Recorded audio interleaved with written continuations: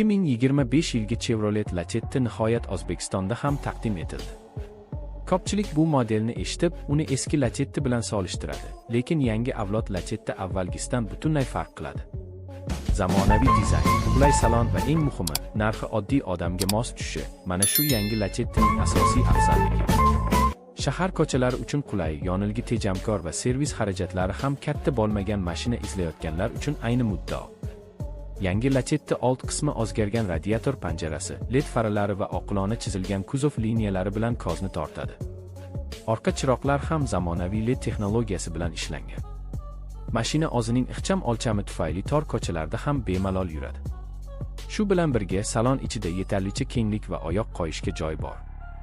Orqa o'rindiqlar katlanadi, yukxona hajmi oshadi. Bu esa katta buyum tashishga ham qulaylik yaratadi. Motor variantlari ham oddiy odamlar ehtiyojiga moslashtirilgan. Asosiy variant 1.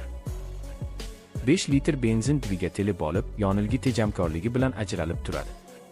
Shuningdek, avtomat va mexanik transmissiya variantlari bor. Shahar ichida ham, magistralda ham haydovchi o'zini ishonchli his qiladi.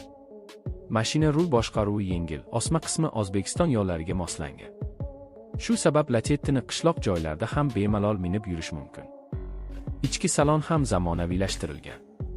Multimedia tizimi sensorli ekran bilan jihozlangan, USB va Bluetooth imkoniyatlari bor. Ba'zi komplektatsiyalarda orqa kamera, parkovka sensorlari va hatto isitiladigan o'rindiqlar ham bo'lishi mumkin. Konditsioner sovuq va issiq havoda mashinani qulay tutadi. Haydovchi panelida esa raqamli displey orqali asosiy ma'lumotlar ko'rinadi. Eng katta ustunliklardan biri servis xarajatlari past. Ehtiyot qismlar oson topiladi, narxi qimmat emas. Shuning uchun ko'pchilik Lacetti'ni O'zbekiston sharoitida xarid qilishga intiladi. Yonilg'i sarfi ham iqtisodiy. Shahar ichida 7-8 litr atrofida, magistralda esa undan ham kam. Bu esa bugungi kundagi benzin narxlari fonida juda muhim. Yangi Chevrolet Lacetti asosan yosh oilalar, talaba va o'rtacha daromadli odamlar uchun mos variant hisoblanadi.